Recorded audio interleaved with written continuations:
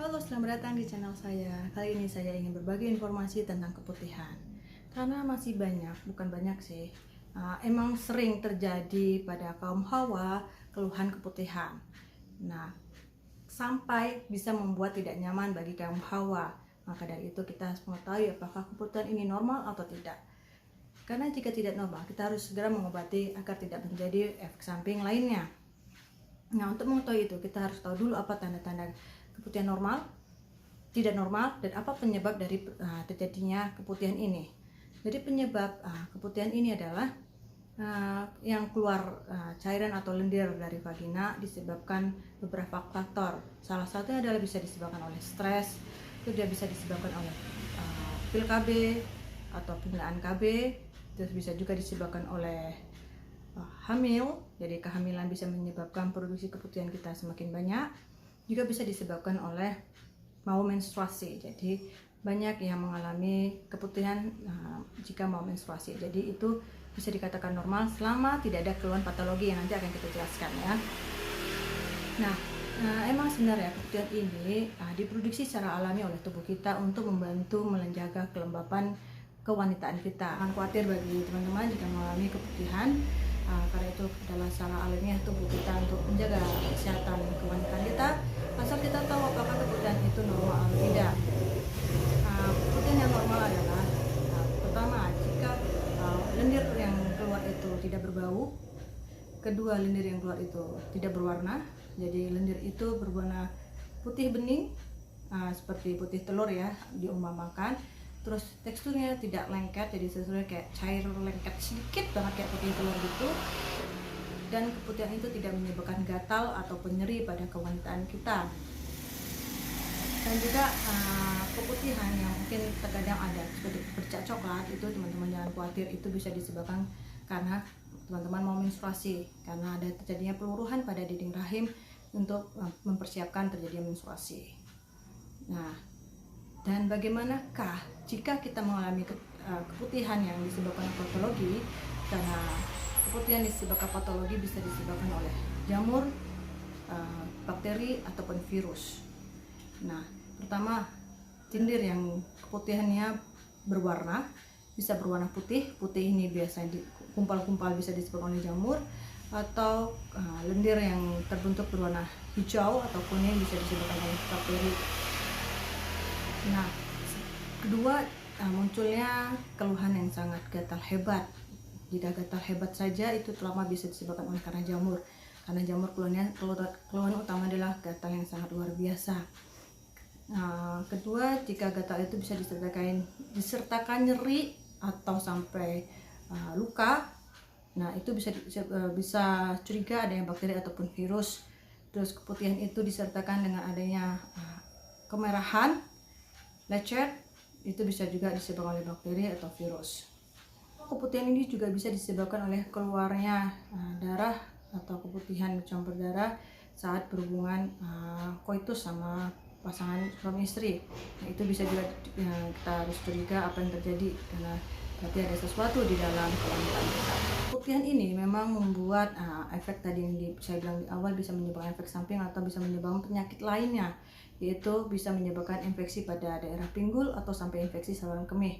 Dan bagi teman-teman yang ingin program hamil, bisa menyebabkan menghambat kesuburan teman-teman, karena sperma yang masuk ke vagina tidak bisa lewat karena pH, biasa karena ada patologi pH terlalu sangat asam, sehingga sebelum masuk spermanya sudah mati karena kondisi vagina yang begitu asam atau pH yang tidak stabil. Nah, bisa juga menyebabkan gangguan pada janin jika mengalami keputihan, sehingga menyebabkan keguguran, dan ataupun bisa juga tidak keguguran tapi janin mengalami gangguan tumbuh kembang, jadi bisa menyebabkan kongenital saat masa kembang kehamilannya. Dan itu keputihan ini juga bisa disebabkan oleh pola higienitas si kaum hawa. Pertama, higienitas adalah dengan cara membersihkan kewanitaan dengan tidak benar, posisinya saat buangan besar atau buangan kecil yang tidak benar, seperti misalnya bisa menyebabkan kotoran di anus malah ke bawah ke arah kewanitaannya, sehingga bisa memicu terjadinya infeksi. Kedua, juga bisa disebabkan oleh penggunaan pewangi menggunakan itu bisa juga menyebabkan kerusakan atau mati pada bakteri yang sangat bermanfaat bagi organ kewanitaan kita. Nah, makanya lebih baik kita tidak usah menggunakan sabun-sabun atau pewangi-pewangi untuk kewanitaan kita, karena itu nanti malah bisa menyebabkan bakteri yang baik di organ kewanitaan kita malah ikut mati. Oleh karena itu kita harus bisa mencegah untuk tidak terjadinya keputihan yang patologi. Maka kita harus tahu tips-tips apa aja yang harus kita lakukan untuk menghindari itu. Jadi tips untuk menghindari agar tidak terjadi keputihan adalah: pertama, teman-teman harus memilih pakaian dalam yang berbahan katun karena dia mudah nyerap keringat, jadi tidak menyebabkan kelembapan daerah kewanitaan, jadi tidak memicu terjadinya bakteri ataupun jamur. Kedua, gunakan yang pakaian dalam yang tidak ketat, jadi pas sesuai ukurannya, jadi ada sirkulasi udara, oksigen untuk membantu mengeringkan dan menjaga kelembapan daerah kewanitaannya teman-teman. Ketiga adalah dengan cara bersihkan area kewanitaan dengan baik dan benar. Jadi misalnya teman-teman buang air besar, itu posisi tangannya jangan di depan, tapi di belakang paha.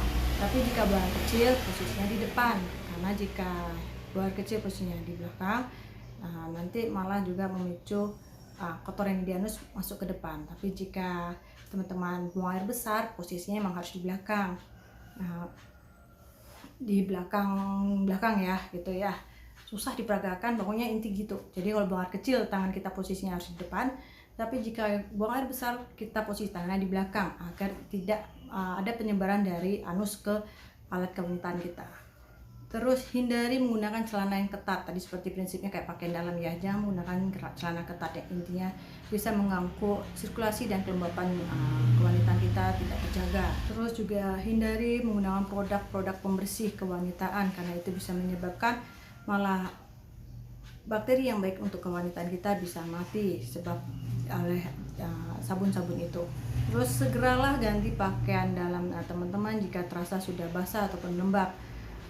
Segera ganti karena untuk menjaga kelembapan lagi ya, balik-balik intinya itu menjaga kelembapan di kewanitaan kita.